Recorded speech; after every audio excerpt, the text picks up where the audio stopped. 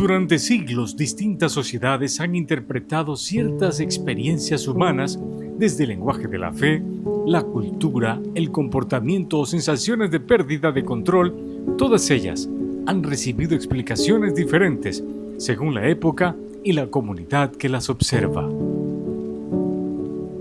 El cine convirtió al exorcismo en una imagen universal, un sacerdote, una cruz y una lucha contra el mal.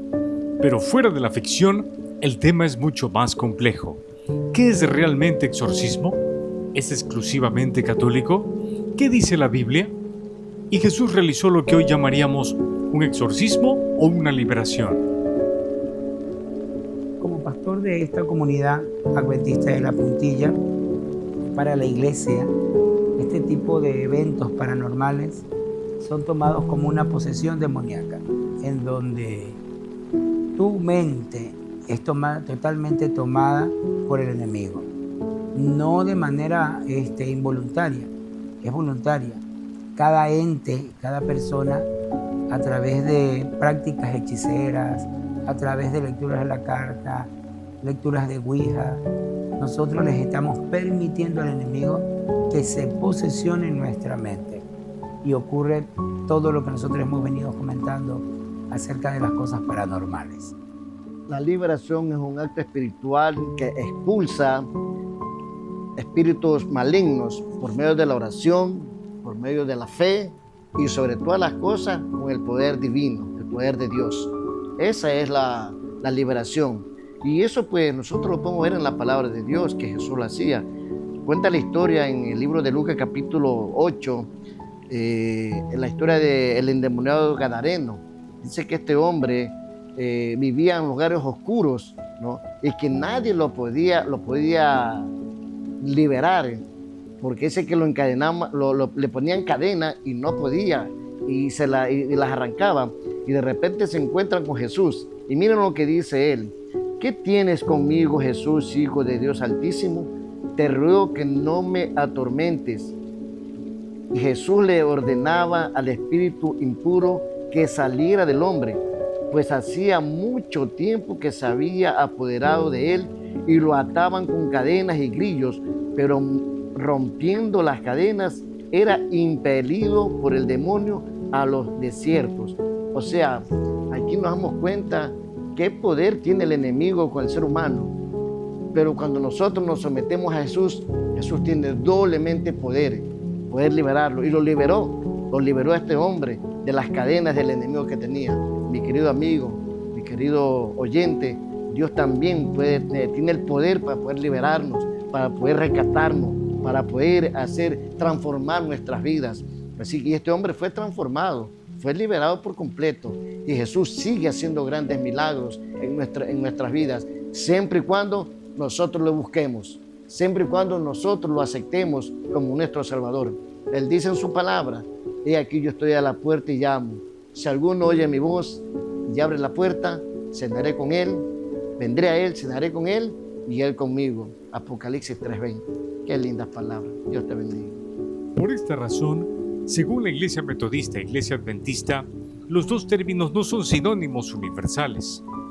En algunas iglesias, el exorcismo es una acción específica dentro de un ministerio más amplio de liberación. En otras, la palabra exorcismo casi no se utiliza, aunque sí se habla de oración, guerra espiritual o poder de Cristo. Vamos a ver el exorcismo desde el punto de vista de la iglesia. Padre, ¿cuál es la diferencia entre la oración de liberación y el exorcismo? La oración de liberación y el exorcismo es conjurar, ¿no? Una oración especial para eliminar o expulsar, digamos, un mal que hay en la persona, ¿no? La oración de liberación, pues, es una oración que lo puede hacer cualquiera, es liberar, digamos así, alguna atadura que puede tener la persona. Padre, ¿cuál es la parte del exorcismo? No es como nos lo pintan en las películas de ciencia ficción, ¿verdad? Porque según la historia, en la Edad Media decían que las personas que estaban endemoniadas las quemaban, pero después se daban cuenta de que había alguna enfermedad mental ¿cuál es el protocolo estricto que exige la Iglesia Católica antes de realizarse el exorcismo en la persona? Ahora, valiéndose de la ciencia médica, sobre todo de la psicología y de la psiquiatría, hay que hacer un estudio mirando cómo está la psicología de la persona, porque hay signos concretos donde sí conviene hacer un exorcismo, donde sí hay una posesión demoníaca, donde no. Entonces hay que tener mucha prudencia, mucha claridad en ese respecto, porque uno puede dañar a la persona, ¿no? Por eso hay que tener claro que es importante la ciencia médica y también la parte religiosa. Padre, en todos sus años como sacerdote, ¿cuál ha sido su experiencia y cómo se debe de preparar espiritualmente y psicológicamente un sacerdote? Bueno, en cada diócesis el obispo designa a un sacerdote que se prepare para esta misión, porque no cualquiera puede hacerlo. En caso de emergencia sí, pero en casos ya fuertes no todos los sacerdotes están habilitados, podríamos decir. Se necesita una santidad de vida, se necesita una fortaleza espiritual, se necesita también una fortaleza psicológica, que el sacerdote sea una persona, pues digamos así, madura, una persona, sí, que ha crecido en la fe, ¿no? Porque hay casos que pueden afectar mejor al sacerdote si no está preparado, sobre todo si no lleva una vida espiritual profunda y una madurez humana sobre todo, ¿no? Padre, ¿a usted le ha pasado que ha ido a las casas cuando alguien se cambia de casa y dice, por favor, llamemos a un cura para bendecir mi nueva casa debido a que hay posesiones paranormales, que las cosas se mueven? Usted, desde su punto de vista, ¿qué piensa sobre el famoso juego de la Ouija? Bueno, primero a nivel cristiano pues no está permitido eso, ¿no? Va en contra de la doctrina cristiana católica. He sido invitado varias veces a bendecir casas, lugares que escuchan sonidos, que ven sombras, bueno, tantas cosas, ¿no? Pero la mayoría no son reales, sino producciones, digamos, psicológicas, ¿no? Hay mucho, por eso hay que tener mucha prudencia. Con eso no digo que no hay que bendecir, no hay que acompañar a la gente, pero sí es bueno aprovechar para dar una evangelización.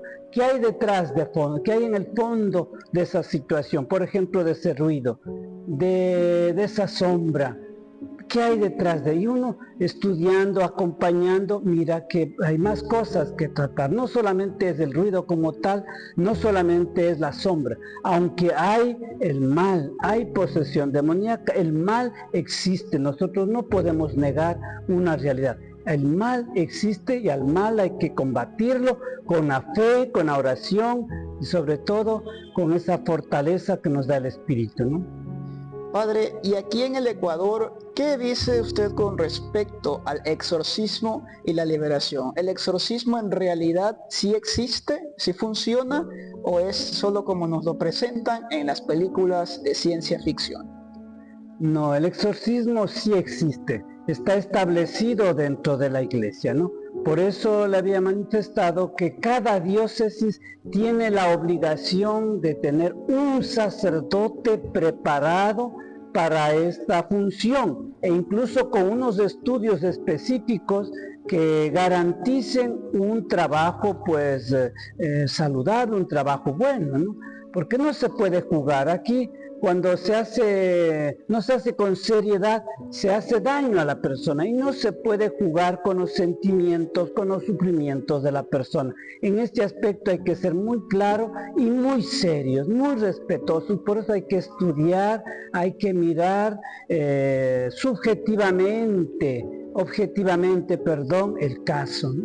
Y aquí en el Ecuador sí hay, y la iglesia pues acepta eso, ¿no? Y está dentro de unos sacramentales, ¿no? El exorcismo, por eso el agua bendita, el saumerio, la bendición, incluso hay oraciones específicas, hay rituales concretos que el sacerdote designado por el obispo tiene que seguir, ¿no?